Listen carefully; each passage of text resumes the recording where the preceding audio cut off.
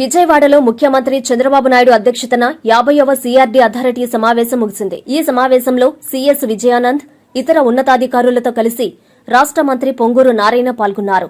మొత్తం 7 అంశాలకు CRD authority సమావేశంలో ఆమోదం తెలిపింది. రాజధాని అమరావతి నిర్మాణం ఖచ్చితంగా 3 ఏళ్లలో పూర్తి చేస్తామని మంత్రి నారాయణ ధీమా వ్యక్తం చేశారు. గతంలో 2018 మాస్టర్ ప్లాన్ డిజైన్లకు ఆలస్యం కావడంతో నిర్మాణం ఆలస్యమైందని గుర్తు చేశారు. ఈసారి అమరావతి విషయంలో ఎవరికీ ఎలాంటి అనుమానం అవసరం లేదన్నారు. జగన్ మళ్లీ వస్తాడని అనుమానం ఏమాత్రం అవసరం లేదని, జగన్ ఈసారి 6 సీట్లు కూడా గెలవడని తనదైన శైలిలో సెటైర్లు వేశారు. 50వ అథారిటీ మీటింగ్ ముఖ్యమంత్రి గారి ఆధ్వర్యంలో జరిగింది. దీంట్లో అనేక విషయాల మీద యాక్చువల్గా డెసిషన్ తీసుకోవడం జరిగింది.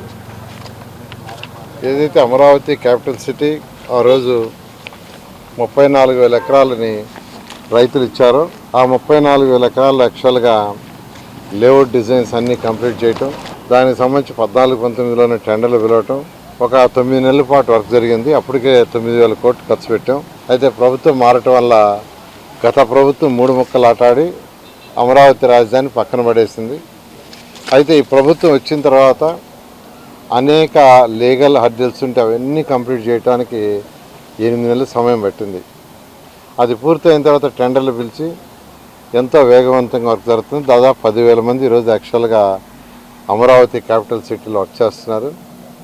ఏదైతే టార్గెట్ పెట్టామో ఆ టార్గెట్ ప్రకారం 3 సంవత్సరాల్లో ఈ యొక్క 360 కిలోమీటర్ల రోడ్స్ కావచ్చు, 1,500 కిలోమీటర్లు లేఅవుట్ రోడ్స్ కావచ్చు, ఐకానిక్ టవర్స్ 5 కావచ్చు, అసెంబ్లీ 250 మీటర్స్ అసెంబ్లీ కావచ్చు, లేదా 7 అంతస్తుల హైకోర్టు బిల్డింగ్ కావచ్చు, ఇవన్నీ కూడా కంప్లీట్ కావడం జరుగుతుంది. అయితే ఈ నేపథ్యంలో ఈరోజు అథారిటీలు ఏంటంటే, అయితే ఈ ఏరియా ఏదైతే 34,000 ఎకరాల రైతుల దగ్గర తీసుకున్నామో దాని విలువ నిలవాలన్నా, విలువ పెరగాలన్నా ఎకనామిక్ యాక్టివిటీ ఉండాలి. హైదరాబాద్ నగరం ఆ విధంగా డెవలప్ అయిందంటే ఆ రోజు ముఖ్యమంత్రి గారు ఎకనామిక్ యాక్టివిటీ డెవలప్ చేశారు.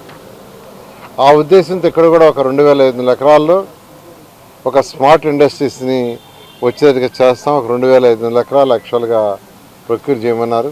అదేవిధంగా ఒక ఇంటర్నేషనల్ స్పోర్ట్స్ సిటీ కండక్ట్ చేస్తే ఆ ఇంటర్నేషనల్ స్పోర్ట్స్ సిటీలో కొన్ని యాక్టివిటీ జరుగుతుంటే దేశ విదేశాల నుంచి వస్తారు. వాళ్ళు వచ్చినప్పుడు వాళ్ళకి హోటల్స్ కావాలి, వాళ్ళు టూరిజం కూడా లైక్ చేస్తారు, టూరిజం కూడా ఏర్పాటు డెవలప్ అవుతుంది. ఇట్లా ఇంటిగ్రేటెడ్గా అన్నీ డెవలప్ అవటం వల్ల ఎకనామిక్ యాక్టివిటీ డెవలప్ అవుతుందనే ఉద్దేశంతో దానికి 2,500 ఎకరాల యాక్చువల్ ప్రొక్యూర్ చేయమన్నారు.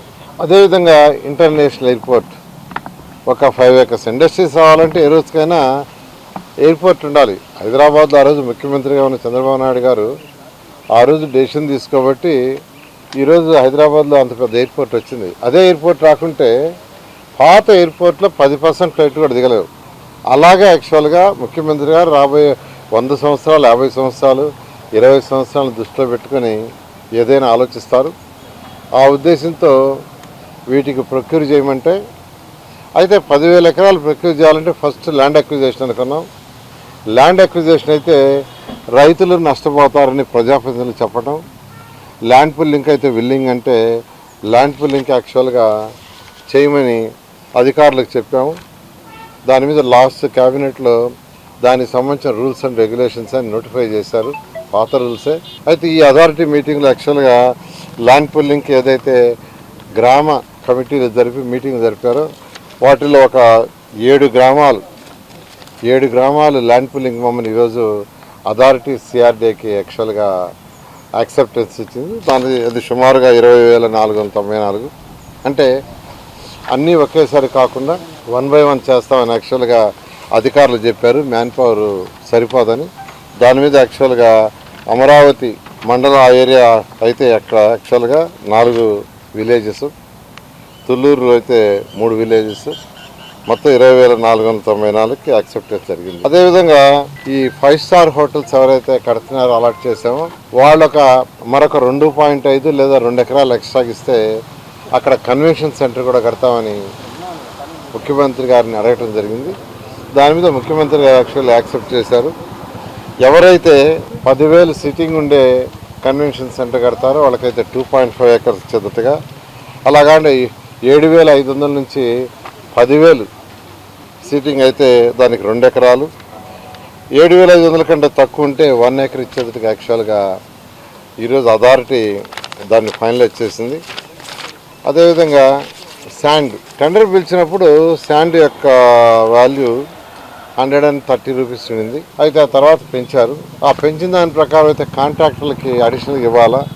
అందుకని యాక్చువల్గా ఏంటంటే సిఆర్డీఏ ఇక్కడ కృష్ణా రివర్లో ఎక్కడైతే సిఆర్డీఏ యొక్క క్యాపిటల్ సిటీ ఉందో ఆ పక్కన బ్రిడ్జింగ్ చేసేటట్టుగా వాళ్ళు ఆక్షన్ చేసేదానికి యాక్చువల్గా పర్మిషన్ ఇవ్వటం జరిగింది. అదేవిధంగా లాస్ట్ 18th గ్రూప్ ఆఫ్ మీటింగ్స్లో ఏదైతే land allotments group of ministers accept చేశారో సెంట్రల్ బ్యూరో ఆఫ్ ఇన్వెస్టిగేషన్కి 2 ఎకరాలు, జియోలాజికల్ సర్వే ఆఫ్ ఇండియాకి 2 acres, స్టేట్ ఫారెన్సిక్ సైన్స్ ల్యాబ్కి 5 ఎకరాలు, ఆంధ్రప్రదేశ్ కోఆపరేటివ్ బ్యాంక్ లిమిటెడ్కి 0.495 acres, అదేవిధంగా గోపీచంద్ బ్యాడ్మింటన్ అకాడమీకి 12 acres, international cricket academy MSK Prasad గారికి 12 ఎకరాలు.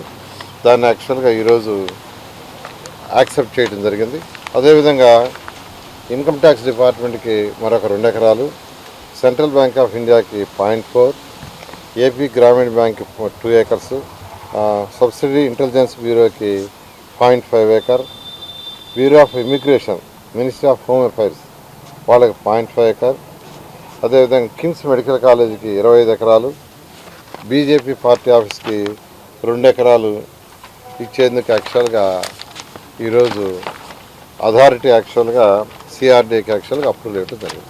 ఐఐటి దిగ్గజం విజేతల శిఖరం నారాయణ రెసిడెన్షియల్ స్కూల్స్.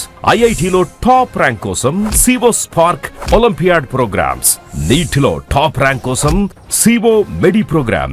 ఇండియాలోనే బెస్ట్ ప్రోగ్రామ్స్ తో, బెస్ట్ టీచర్స్ తో, బెస్ట్ ఫెసిలిటీస్ తో, హెల్దీ అండ్ హైజీనిక్ ఫుడ్ తో, ఆహ్లాదకర వాతావరణంలో Narayana residential schools.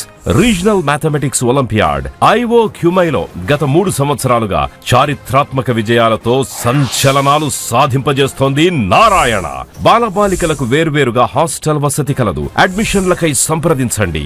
Narayana residential schools, Dhanalakshmipuram, Nellore. Phones 8179880325, 8179880337 మరియు 8179881189.